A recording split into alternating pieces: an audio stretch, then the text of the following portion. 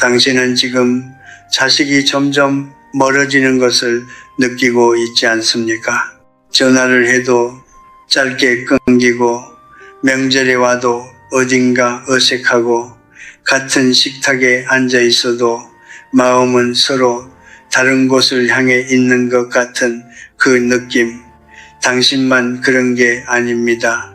나도 알고 있습니다. 그 침묵이 얼마나 무겁고 그 거리가 얼마나 낯설게 느껴지는지. 나는 올해로 105년을 살았습니다. 일제강점기를 지나고 전쟁의 포화 속을 걸어왔으며 이 나라가 폐허에서 일어서는 것을 두 눈으로 지켜봤습니다. 그리고 그 긴 세월 동안 수많은 부모와 자식의 관계를 바로 곁에서 보아왔습니다. 행복하게 늙어가는 부모도 보았고 자식의 발걸음을 기다리다 혼자 눈을 감은 부모도 보았습니다. 그 차이는 생각보다 단순한 곳에 있었습니다. 많은 분들이 이렇게 생각합니다. 내가 더 많이 희생했더라면, 내가 더 많이 해줬더라면.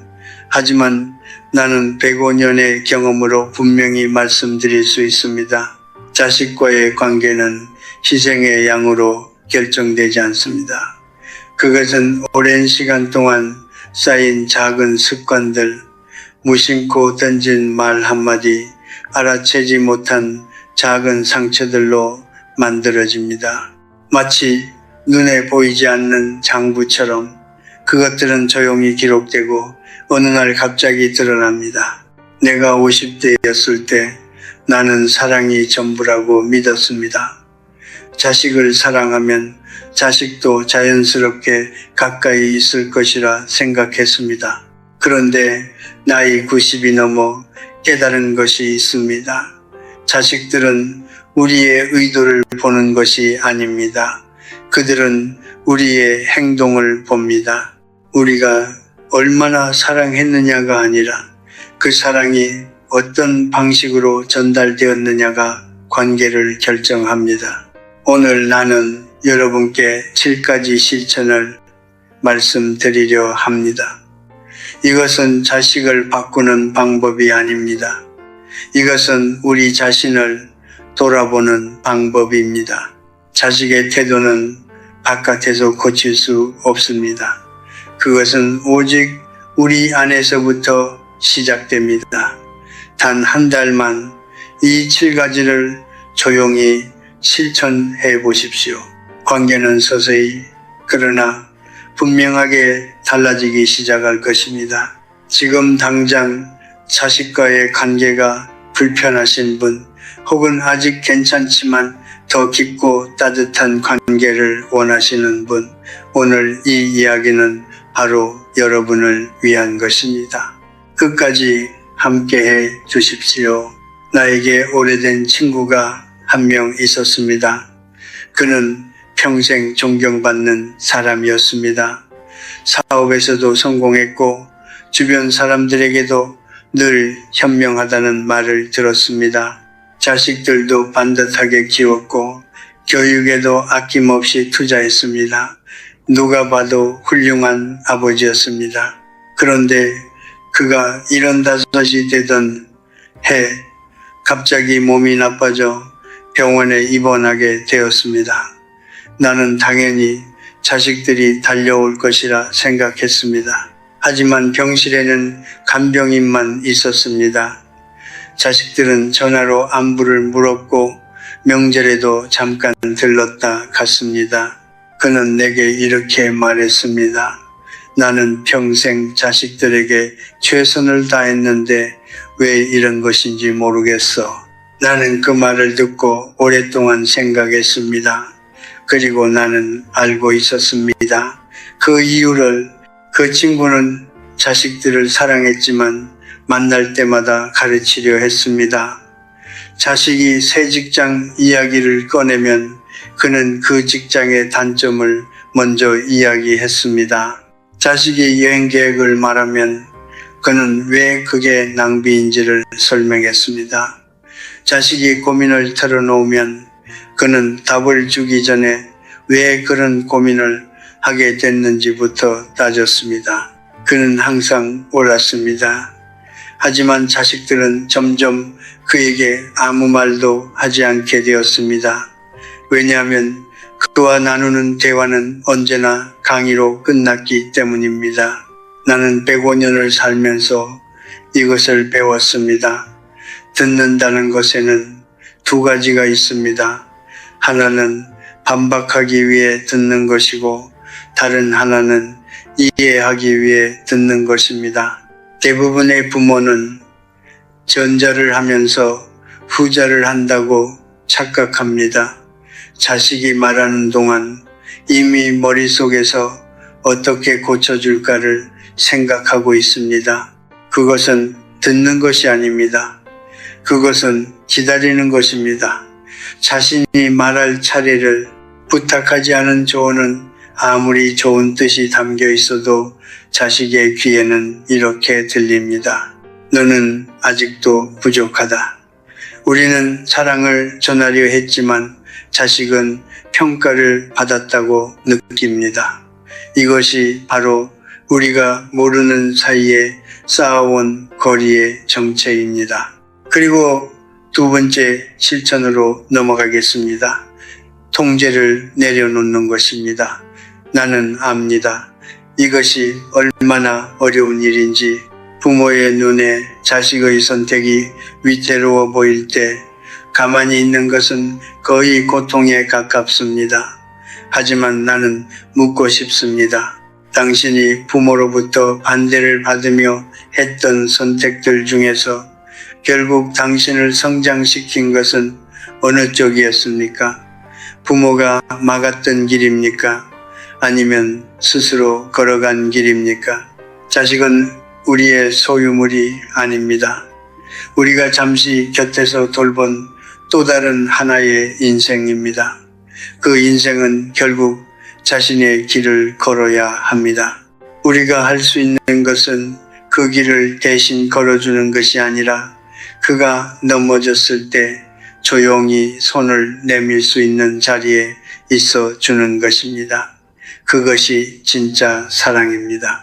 손을 놓아야 마음을 잡을 수 있습니다. 이것은 포기가 아닙니다. 이것은 신뢰입니다. 내가 50여 년간 대학에서 학생들을 가르치는 동안 한 제자가 있었습니다. 그는 누가 봐도 뛰어난 학생이었습니다. 머리가 좋았고 성실했으며 예의도 바랐습니다. 하지만 그에게는 이상한 습관이 하나 있었습니다. 중요한 결정을 앞두면 항상 지나치게 망설였습니다. 작은 선택 앞에서도 손을 떨었고 자신의 판단을 믿지 못했습니다. 나는 어느 날 그에게 조용히 물었습니다. 그는 한참을 침묵하다가 이렇게 말했습니다.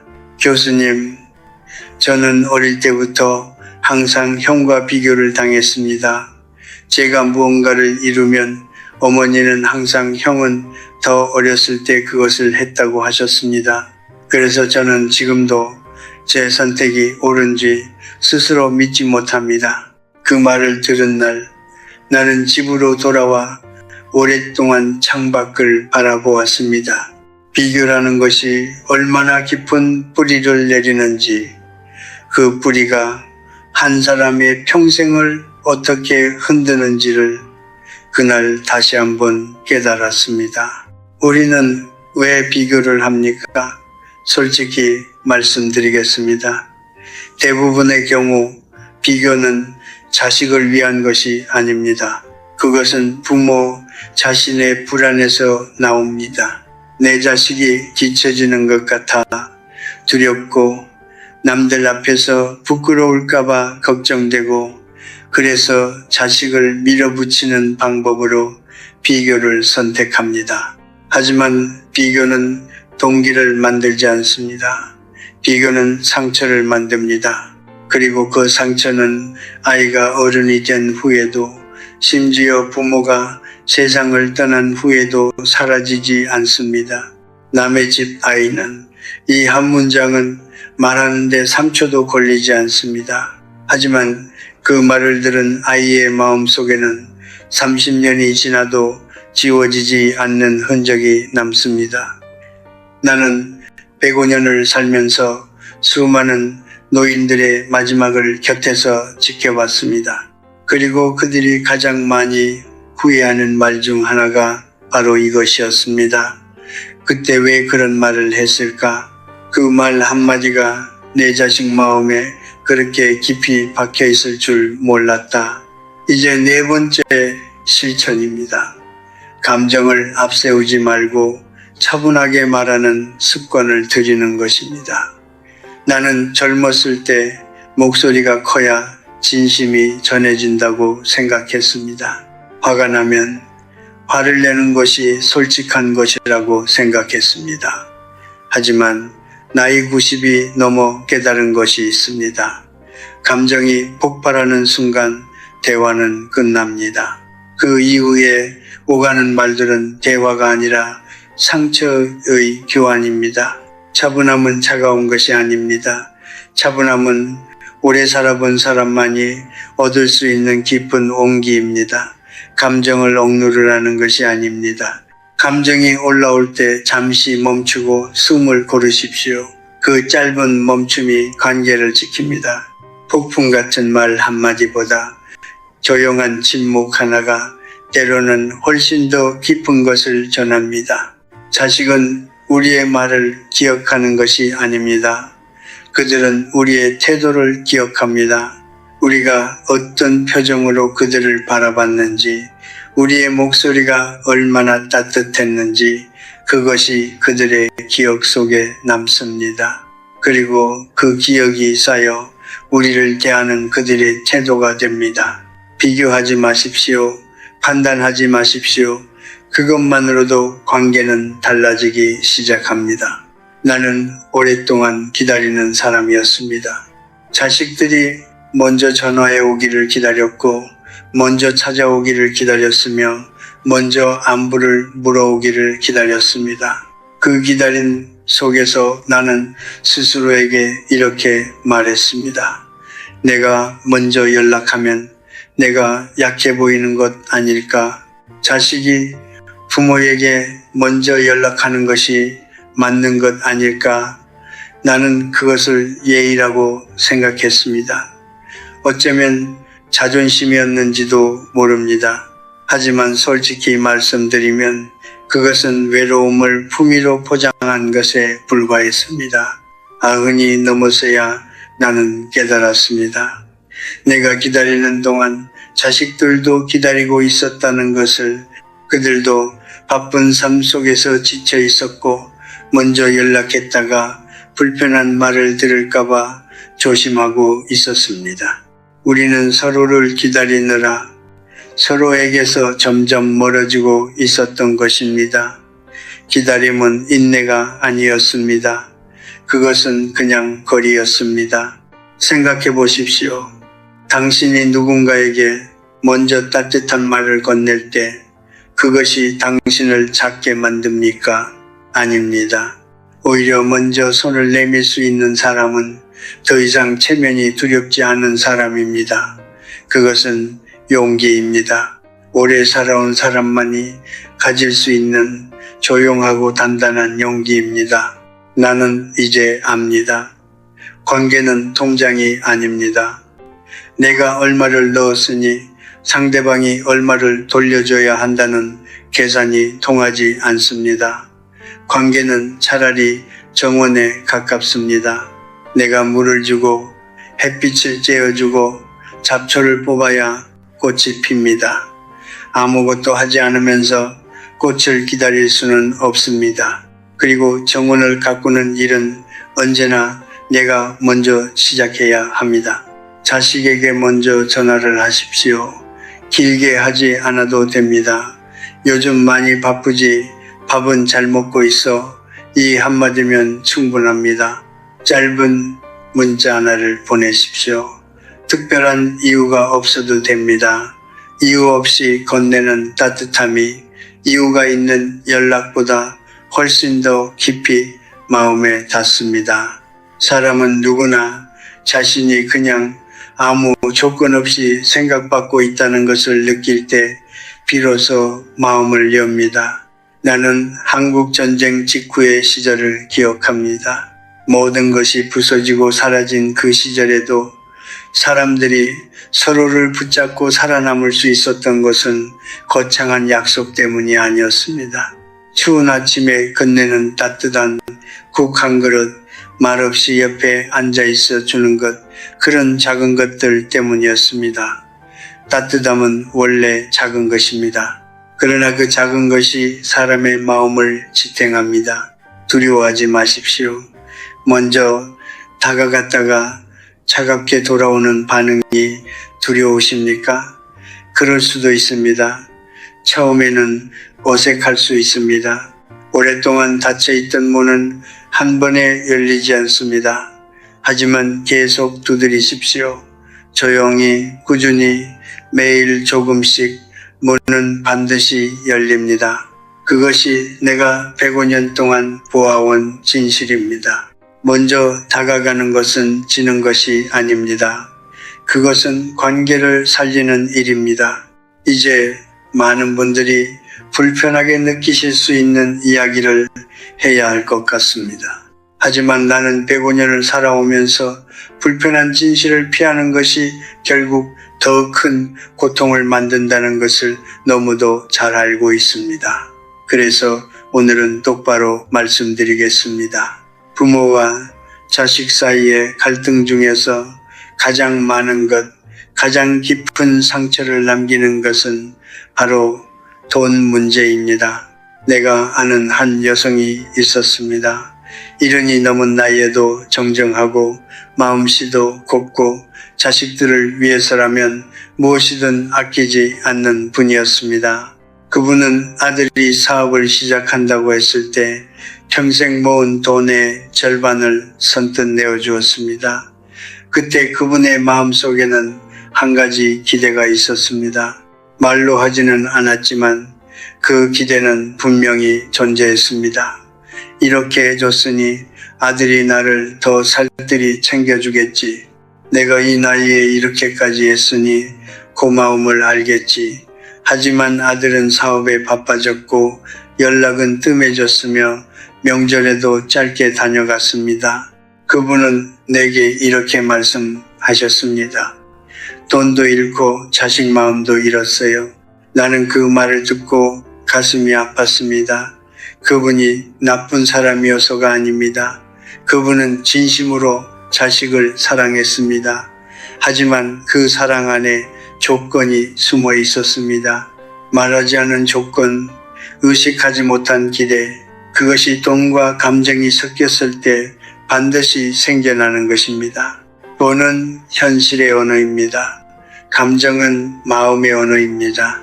이 두 가지는 근본적으로 다른 언어입니다.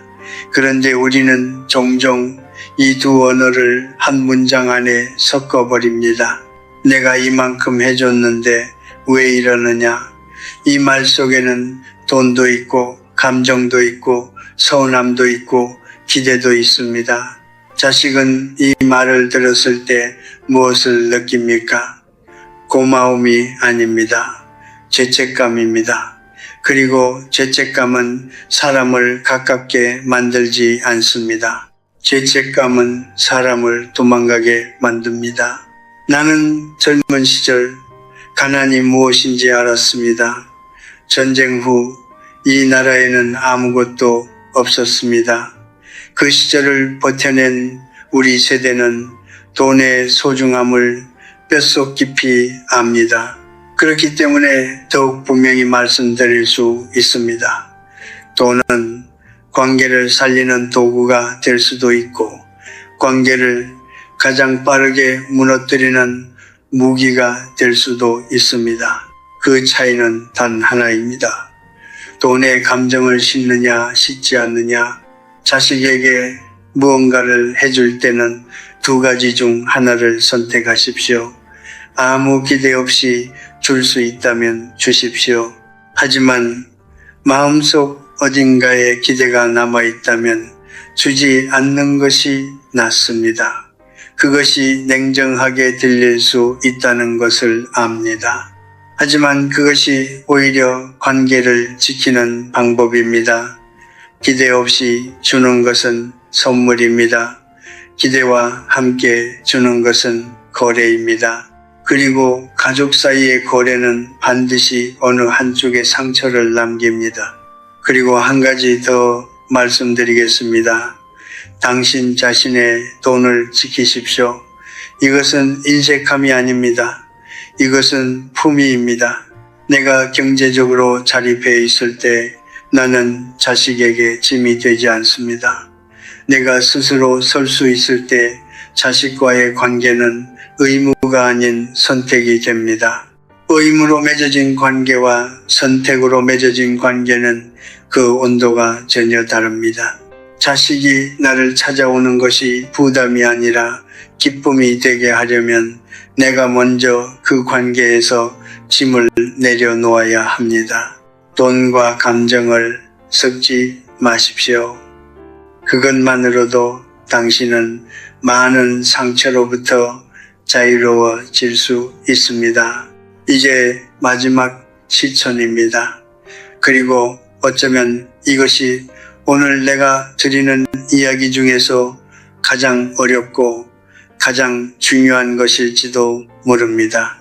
나는 오랜 세월 동안 많은 노인들을 보아왔습니다. 그 중에는 나이가 들수록 자식 곁으로 더 깊이 파고드는 분들이 있었습니다. 자식의 일상에 끊임없이 관심을 갖고 자식의 결정에 목소리를 높이고 자식이 자주 연락하지 않으면 서운함을 표현하고 자식의 집 가까이로 이사를 가기도 했습니다. 그분들은 진심으로 자식을 사랑했습니다. 하지만 시간이 지날수록 자식들의 얼굴에는 사랑 대신 피로함이 쌓여갔습니다. 그리고 그 피로함은 결국 거리가 되었습니다. 나는 이것을 오래 생각했습니다. 왜 더 많이 사랑할수록 더 많이 원할수록 관계는 오히려 멀어지는 것일까? 그 답은 생각보다 단순한 곳에 있었습니다. 사람은 누구나 자신의 삶의 무게를 스스로 감당하고 싶어 합니다. 그런데 부모가 자식에게 기대기 시작하면 자식은 자신의 삶의 무게 위에 부모의 외로움과 기대까지 함께 짊어지게 됩니다. 그 무게가 쌓이면 사람은 그 무게로부터 도망치고 싶어집니다. 그것은 불효가 아닙니다. 그것은 인간의 본능입니다. 나는 105년을 살면서 이 진실을 배웠습니다. 자식이 나를 찾아오게 만드는 가장 좋은 방법은 내가 자식 없이도 충분히 잘 살고 있는 모습을 보여주는 것입니다. 내가 나만의 일상을 가지고 있을 때, 내가 나만의 즐거움을 찾고 있을 때, 내가 스스로의 삶에 충실할 때 자식은 비로소 나를 의무가 아닌 그리움으로 찾아오게 됩니다. 부담스러운 사람에게는 발길이 뜸해집니다. 하지만 편안한 사람에게는 자꾸 돌아오고 싶어집니다. 그렇다면 어떻게 해야 합니까? 아침에 일어나는 시간을 정하십시오. 매일 걷는 습관을 만드십시오. 책 한 권을 읽으십시오. 오래된 친구에게 연락을 하십시오. 작은 취미 하나를 시작하십시오. 이것들이 사소하게 들릴 수 있다는 것을 압니다. 하지만 이 작은 것들이 쌓여서 자신만의 삶이 됩니다. 그리고 그 삶이 있는 사람은 자식에게 기댈 필요가 없습니다. 자식에게 기댈 필요가 없는 사람은 자식에게 진정한 의미의 자유를 선물할 수 있습니다. 나는 한 가지 역설을 이야기하고 싶습니다. 부모가 자식에게 가장 가까이 있고 싶다면 조금 물러서야 합니다. 부모가 자식에게 오래 기억되고 싶다면 자식의 삶에 집착하지 말아야 합니다. 부모가 자식에게 진심으로 존경받고 싶다면 자신의 삶을 스스로 아름답게 가꾸어야 합니다. 이것이 역설입니다. 하지만 나는 이것이 진실이라고 확신합니다. 예수님 넘은 삶은 남은 삶이 아닙니다. 그것은 가장 깊이 익은 삶입니다. 봄과 여름을 지나 가을에 이른 나무는 가장 진한 빛깔의 열매를 맺습니다. 당신의 지금 이 시간도 그러합니다. 자식을 위해 살아온 긴 세월이 있었다면 이제는 자신을 위해 사는 시간을 허락하십시오. 그것이 이기적인 것이 아닙니다. 그것이 오히려 자식에게 줄 수 있는 가장 위대한 선물입니다. 스스로의 삶을 당당하게 살아가는 부모의 모습, 그것이 자식에게 남기는 가장 오래된 가르침입니다. 자신의 삶을 단단히 세우십시오. 그 위에서 자식과의 관계도 비로소 단단해집니다. 나는 오늘 여러분께 7가지 실천을 말씀드렸습니다. 잔소리를 줄이고 귀를 여는 것, 자식의 선택을 존중하는 것, 감정을 다스리며 차분하게 말하는 것, 비교하거나 판단하지 않는 것, 먼저 다가가 따뜻한 말을 건네는 것, 돈과 감정을 섞지 않는 것, 그리고 자신의 삶을 스스로 단단히 세우는 것. 이 7가지는 결코 거창한 것이 아닙니다. 하지만 이것들이 쌓이면 관계는 반드시 달라집니다. 나는 여러분께 기적을 약속하지 않겠습니다. 한 달 안에 자식이 완전히 달라질 것이라고 말하지 않겠습니다. 오래 굳어진 관계는 하루아침에 녹지 않습니다. 하지만 이것만은 분명히 말씀드릴 수 있습니다. 당신이 변하면 당신 주변은 반드시 변합니다. 그것은 내가 105년의 세월 동안 수없이 목격한 진실입니다. 사람과 사람 사이의 관계는 어느 한쪽이 조용히 달라지기 시작할 때 다른 한쪽도 서서히 반응하기 시작합니다. 그것이 관계의 본질입니다. 나는 이 나라가 전쟁의 잿더미에서 일어서는 것을 보았습니다. 아무것도 없는 땅 위에서 사람들이 다시 집을 짓고 다시 밥을 짓고 다시 웃음을 찾아가는 것을 보았습니다. 그 과정은 느리고 고통스럽고 때로는 희망이 보이지 않았습니다. 하지만 포기하지 않은 사람들은 결국 그 땅 위에 삶을 일구었습니다. 관계도 그러합니다. 당장 결과가 보이지 않아도 조용히 실천을 이어가십시오. 씨앗은 땅 속에서 오랫동안 보이지 않다가 어느 날 갑자기 싹을 틔웁니다. 자식과의 관계는 큰 대화 한 번으로 고쳐지지 않습니다. 그것은 작은 것들이 하루하루 쌓여서 만들어집니다. 아침에 건네는 짧은 문자 하나, 판단 없이 끝까지 들어주는 귀 하나, 먼저 건네는 따뜻한 밥 한 끼, 이런 것들이 관계를 바꿉니다.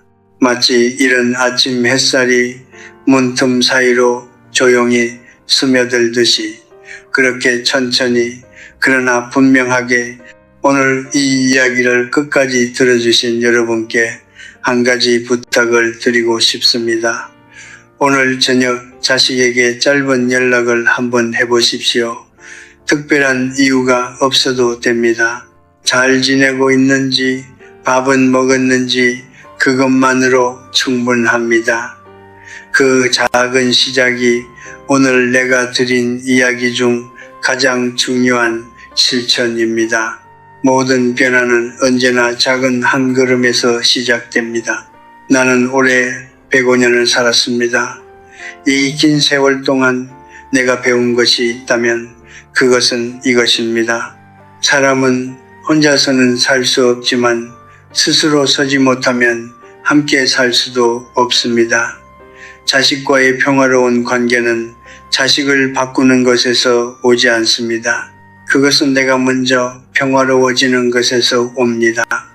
내 안이 고요해질 때, 내 주변도 고요해집니다. 삶은 요란한 축제가 아닙니다. 삶은 조용한 이어짐입니다. 그 조용한 이어짐 속에서 자식과 나 사이의 따뜻한 끈이 하루하루 더 단단해지기를 바랍니다. 당신의 남은 시간이 외로움이 아닌 충만함으로, 서운함이 아닌 평온함으로 채워지기를 진심으로 바랍니다. 고맙습니다.